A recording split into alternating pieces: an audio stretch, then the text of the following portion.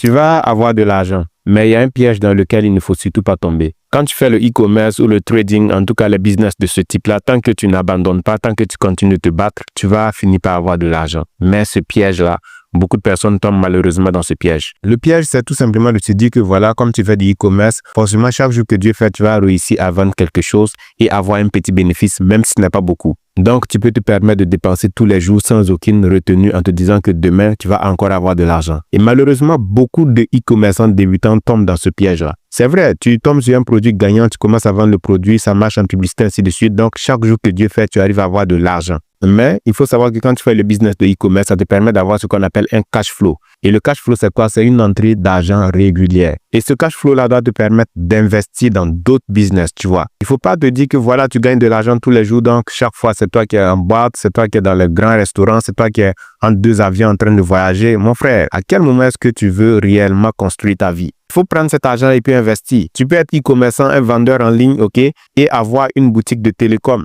Tu peux être un e-commerçant qui vend exclusivement sur Internet et tu as une boutique de vêtements en bordure de route où il y a quelqu'un qui gère. Tu vois, ça, c'est de l'argent qui ne dépend pas forcément de ton activité de business en ligne. Tu peux être un e-commerçant et puis tu as des appartements en location, ainsi de suite. Et quand c'est comme ça, tu ne vas jamais manquer d'argent. Parce qu'il faut savoir que dans tous les business, il y a des hauts et il y a des bas. Et quand les hauts viennent, il faut te rappeler qu'il y aura des bas. En tant que e-commerçant débutant ou encore trader débutant, peu importe l'activité que tu fais et qui te rapporte de l'argent régulièrement, il faut faire preuve d'intelligence avec cet argent-là. Si un jour tu te lèves et puis il n'y a pas Facebook, il n'y a pas TikTok, tu fais quoi? Tu ne manges plus, tu ne gagnes plus d'argent?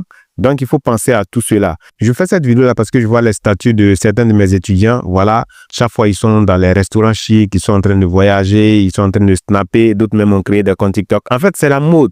À partir du moment où quelqu'un arrive à faire 50 000 en une journée, il va capturer ça pour mettre sur Internet, pour inviter les autres, ainsi de suite.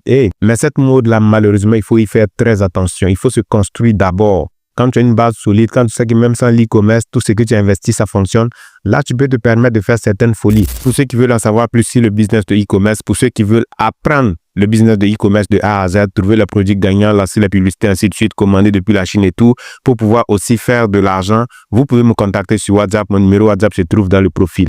À la prochaine.